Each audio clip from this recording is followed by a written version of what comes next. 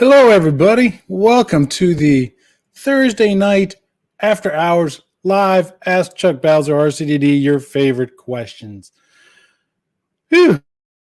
I was trying to do some behind the scenes stuff there the last couple seconds and get kind of stressed out.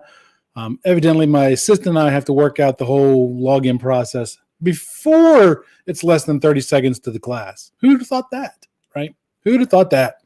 So got lots of great questions that have been submitted.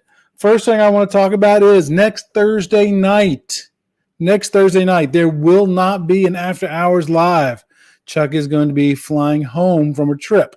So I'm going up somewhere to learn how to do some ribbon fiber termination. So there won't be an after hours live next Thursday night. There will be one on the following Thursday. So I see we're already starting to get some people starting to join in. Some people are starting to chime in. So George is already here. George is saying it's showtime. It is showtime. Absolutely showtime. And remember, we always start off the after hours with, what are you drinking? What are you drinking? Put in the chat box what it is that you are drinking. Chuck is drinking, again, Zevia soda. This one is, hold on, let me tell you, root beer Zevia. So what in the chat box, what are you drinking? Of course, Shotzi's in the house, and of course, Shotzi is drinking his Diet Dr. Pepper. George is drinking his Sprite. What there's 5 people on here on LinkedIn. So what are you guys drinking tonight? It's okay to say if you're drinking after hours, because remember, it is after hours, so you can be drinking anything you want. Got lots of great questions lined up. Did you catch this week's interview? I interviewed a lady who's been in the industry for about 5 years. She's an electrician and does low voltage work. She has a huge presence on LinkedIn and some other social platforms. Interesting interview. She's setting the world on its head. So I like doing that. And also, thank you, George, for reminding me. I do have a limited supply of Let's Talk Cabling podcast stickers. I'm down to, I think, like 7, I think. So make sure that you go to bit.ly/LTC stickers, STICKERS, and that will take you to where you can purchase those. And by purchasing, you are supporting the show.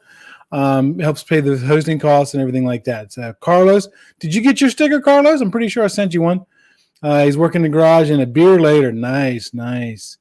And Forrest is in the house.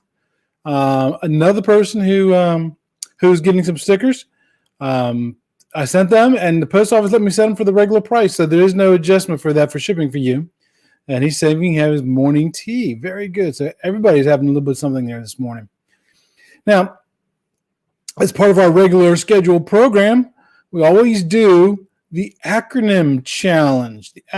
So this is our acronym challenge for today's show. Our acronym challenge is LOTO, LOTO. Not to be confused with the gambling lotto. Like I said, this does tie into our thing a little bit later on. What is this? Do you know what it is? Put your answer in the chat box. Put your answer in the chat box if you think you know what it is, right? So George already has the correct answer. Oh, I've always got to do my public service announcement when it comes to the acronym challenge. Please help control the acronym population. Have your acronym spayed or neutered. We have enough acronyms. We don't need any more. So let's get that out of the way. So LOTO, it stands for Lockout Tagout Procedures. It can be used for working on electrical distribution panels. It can be used for fiber optics, which is what we're going to be talking about a little bit later on. So it's used for fiber optics. So with no further ado, let's jump into the questions that were previously submitted. As always, I got to don my appropriate PPE. These are not reading glasses. These are indeed safety glasses. So the first question comes from Sam, and I'll be keeping an eye on the chat box for your questions. Sam from Florida says, help me settle a debate with my coworker. We were taught to only untwist up to no more than a ½ inch? Is it untwisting or is it jacket removal? That's a great question. It's a really great question. It really kind of depends on the cable. Cat 6A, you're only allowed to unstrip about 1/4 inch. Cat 3, you can untwist up to 3 inches. Now, I always teach my students, you can strip them as much of the cable jacket as you want, but when you get done, make sure that the jacket is all the way up very next to the connector, so that way you don't have more than 1/4 inch exposed conductors when you get done terminating. That way you know you're well within the twist. But in reality, they're talking about untwisting the pairs, because when you untwist the pairs, you are affecting that performance of the cable. So that you want to make sure that you do that. Question number 2. And now I apologize. I did not get the questions put in my little banners across the bottom. I forgot to do that earlier. So this one's coming from Dan in Virginia. Dan says, how can I figure out which firestop system to use? Which firestop system to use? Now, every manufacturer has a little bit of a different process. So it's really kind of be contingent on the firestop manufacturer. But if you boil it down to simplistic terms, it's kind of an easy process. So the first thing you want to do is you want to figure out, what is it that you're penetrating? Is it a wall? Is it a floor? Right? Is it a ceiling? Right? Building on that, that's going to tell you, help you narrow down which UL drawing is going to work for you. You also have to know, what is that architectural assembly, which is what they call that, constructed out of.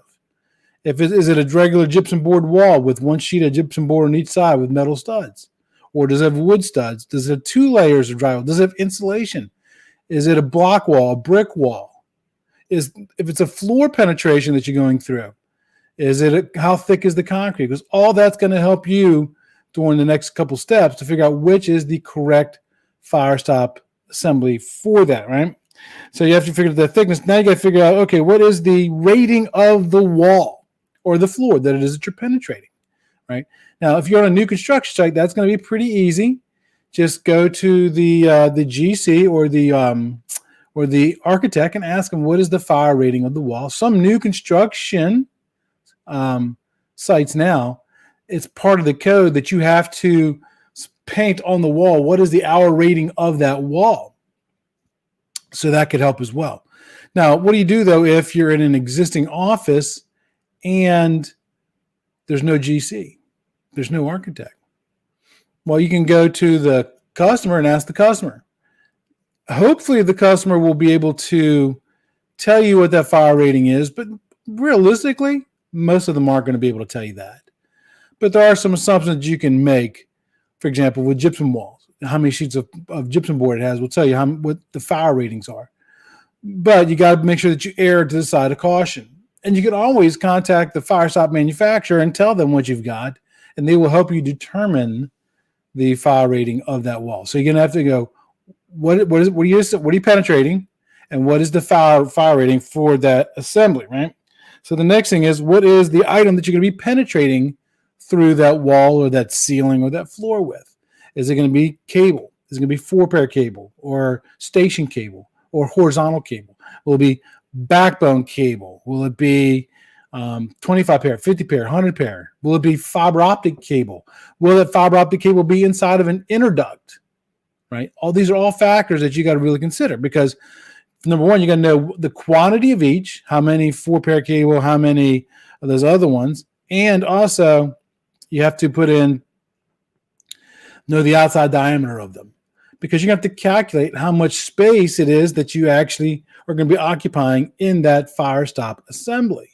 So the firestop assembly is going to have a fill ratio attached to it, right? So the fill ratio, you hear people quote that 40% number quite often.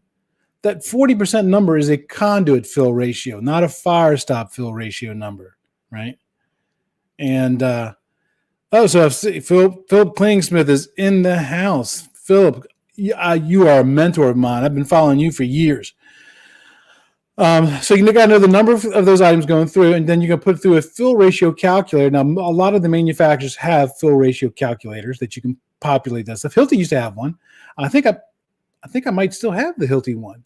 So if you have a need for a fill ratio, the Hilti fill ratio calculator, pop it in the chat box or shoot me a direct message in LinkedIn, and I will email that to you, provided I still have it. I think I have it, but I'm pretty sure I do.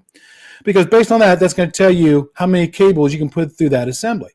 Now, you got to look at the UL drawing when you come up to the selection process, because that's going to tell you what your fill ratio is. It's not 40%. It can be 100%. There are quite a few systems out there that have a 100% fill ratio, which means you could literally jam it so packed full of cables that you can't get another cable in, and you're still going to have enough material around it for the firestop assembly to work, right? Now, with that being said, there are also some other ones that can be as low as 18%. And that's what I was talking about earlier. When people get that 40% number confused quite often, they'll tell you, well, that 40% is your fill ratio. That's for conduits, not firestop systems. If that firestop system's only been tested to an 18% fill, and it now you've overfilled it to 40%, there's not enough material surrounding that cable bundle for it to work correctly. It won't expand at the right rate. And what happens is you start getting openings or holes through because the firestop assembly is not working correctly. And that causes problems with people, right? So, so somebody says here, he's drinking scotch. That's a tough drink to be drinking, scotch. So the next thing you want to know is, okay, what kind of environment am I going to be putting this assembly in? Is it going to be a dry environment? Now, some examples of dry environments would be residential installations, commercial office buildings. Is it going to be a wet environment? A good example of a wet environment would be an industrial environment, right? Because all that's going to help you determine what it's going to do. Also, you want to know what is the temperature of the room, and also what kind of hazards are going to be in that area as well, too, because there might be some, like a battery backup room, you might be worried about some fumes or something there. And then most importantly, the biggest factor that you want to consider when determining the right firestop system, is it re-enterable? Is it re-enterable? Yes, because you have putty, you have caulks, you have cementitious material. Some of the materials don't let you get back in to put more cables through after this stuff is already solidified, and that's not re-enterable, and that's going to cause you all kinds of problems. Steve's in the house. How you doing, Steve? So you want to make sure that you select the right kind of firestop, and if you give it a choice, always use re-enterable, because the average lifespan of a structured cable plant is roughly about 10 years, right? They're going to add cables. They're going to add cables for voice drops and data drops and printers and kinds of other things. And if that firestop's not re-enterable, you're going to have to almost re-engineer the thing from get-go. So always use a re-enterable type of firestop system, right? And then from that point, it's a pretty simple process. Once you know those pieces of information, you get a copy of the manufacturer's catalog. You're probably wondering, well, Chuck, why am I grabbing their catalog? Usually in the back of their catalogs, they have I know Hilti has this. I'm pretty sure STI does, and some of the others. So they have a process. It's okay. What are you penetrating? Let's say wall, floor. Is the floor less than 6 inches in concrete? More than 6 inches in concrete? What are you penetrating? So all those things that you collected earlier will help you to pick out the correct UL drawing for that system. The correct UL drawing. Now, when you pick that drawing, now usually what I've found is you can narrow it down to about one of two, sometimes even 3 UL drawings. You just kind of pick which one works best for you, keeping in mind all those factors we just talked about.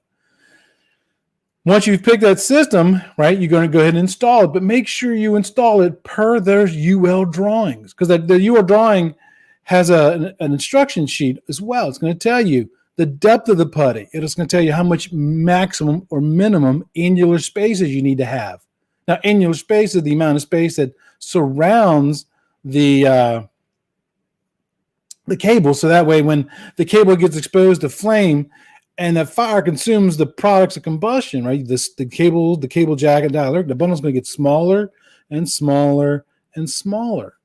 Now, because of the endothermic and intumescent properties of the firestop, when it gets exposed to that heat, it's going to swell, and that keeps that hole plugged up, right? So that's why you want to make sure that you are within that right fill ratio, because if you're too small, what's going to happen is there's not enough material, and that creates openings, and then smoke goes through that opening, and that's what kills people in a building fire. If there's too much, then that firestop material is going to expand at too great of a rate, and now it could literally fall out. If it's a wall-mounted firestop, it could literally fall off the wall and then fall down, and the next thing you know, it's you don't have anything going through it, right? Now, once you've got all that done, make sure you install it. Now, some of the authority having jurisdiction, some of the electrical inspectors are going to ask you to put a label on the wall which says what is the rating of that system, what's the UL drawing of that system, the name of the company who installed it, and the date it was installed. Pro tip number 1 for the night. It's always a great idea to take a digital picture of your firestop system and make that part of your as-built package.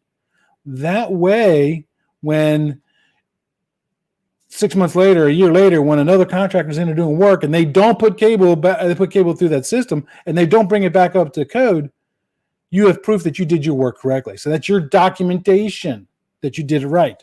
Your documentation. Remember, there's 3 things that you always want to have in the communications industry. Those 3 things are: got your pen and piece of paper ready?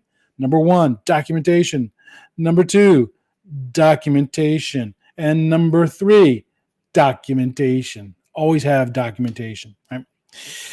And then, but what do you do though if you're flipping through? You go through that whole process that I talked about. You found out you're going through a wall or a floor and the fire rating and what you're penetrating with, and there's no UL drawings that fit your requirements. You can contact the manufacturer, and they can do what's called an engineering judgment. So based on the information you give them, they can create a judgment for you, and that works just like picking the correct UL. And then that's, you're good to go. Just install per that engineering judgment. Okay, there's your firestop system question. Question number 3, and this is from Larry.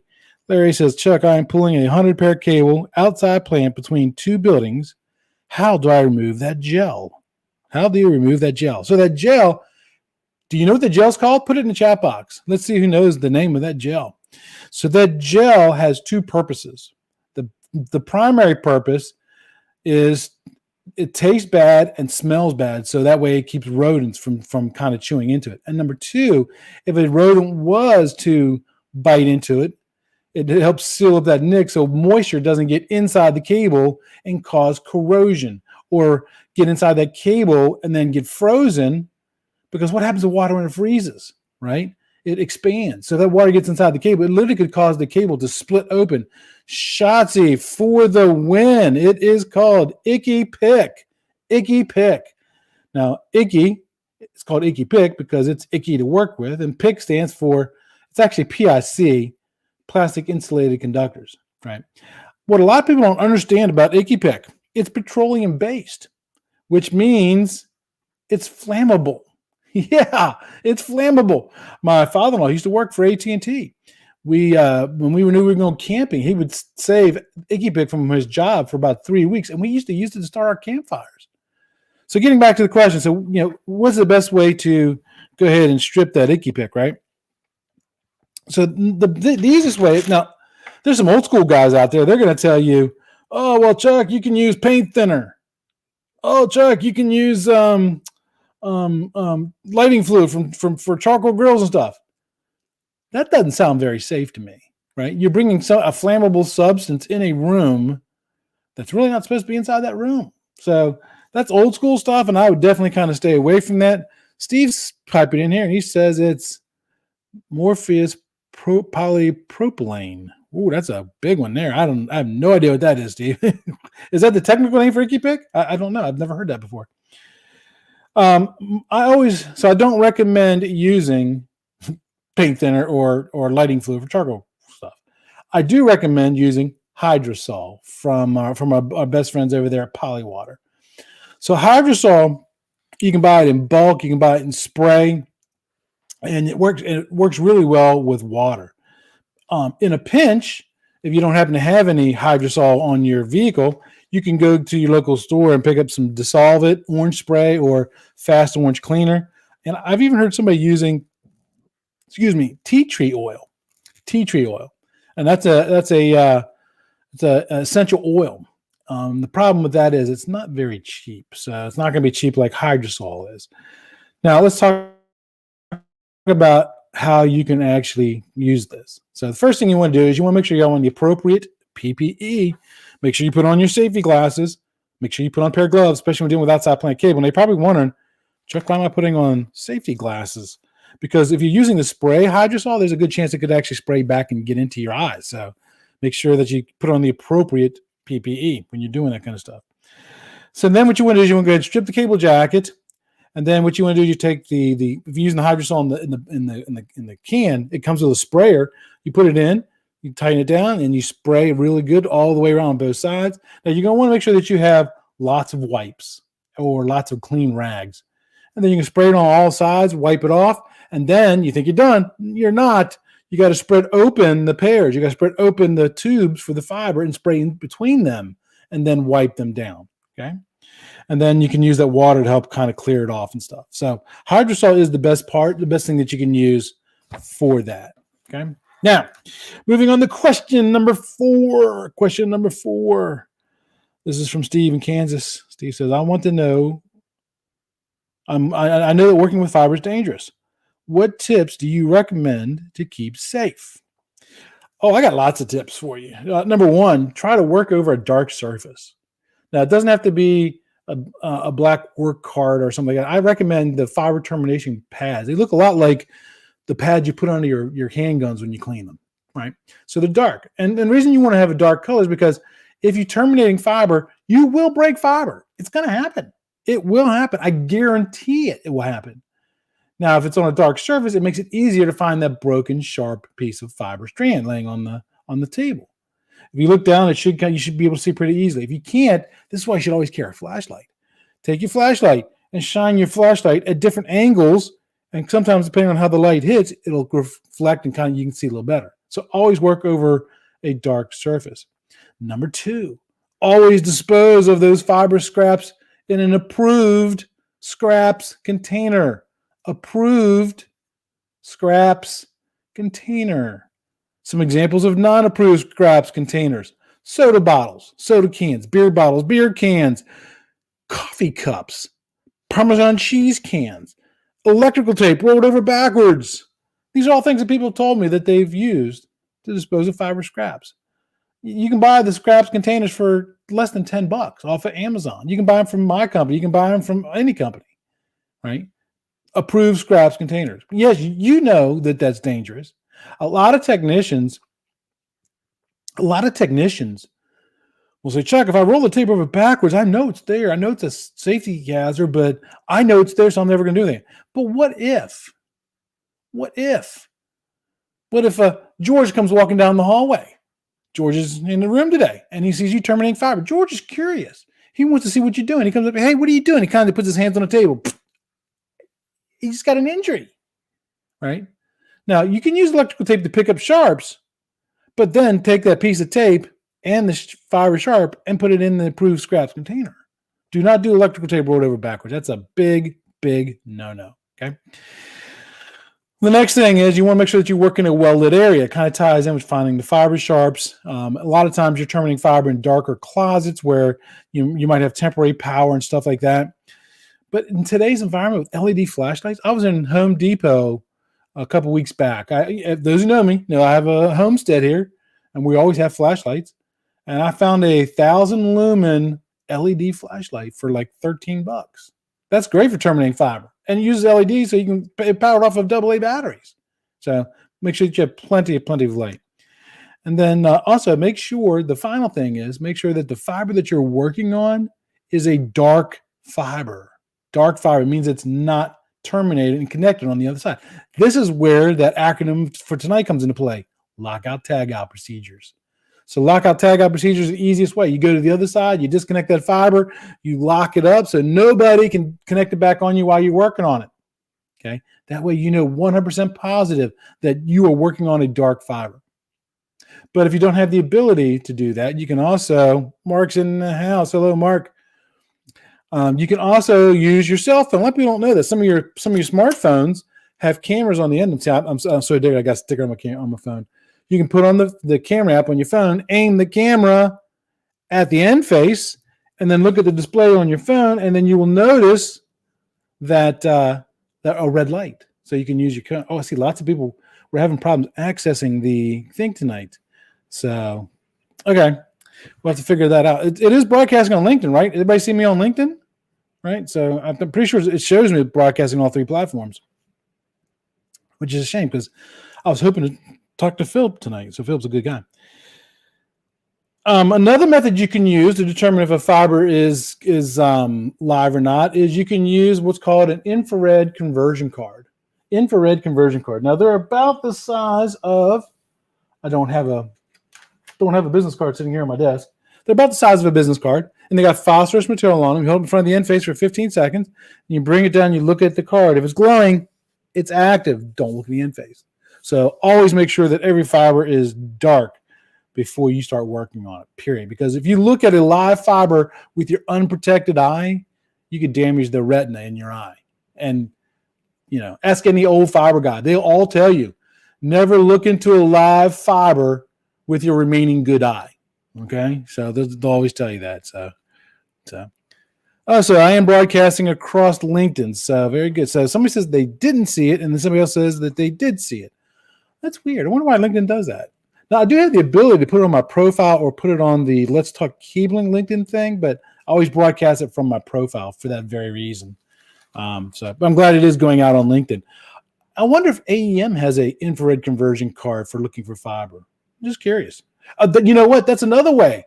If you happen to have your tester with you, you can put it on the fiber and measure it, right? So you should always have your AEM tester sitting in your truck or with you when you're turning on fiber. That way you can verify that it is indeed a not live fiber.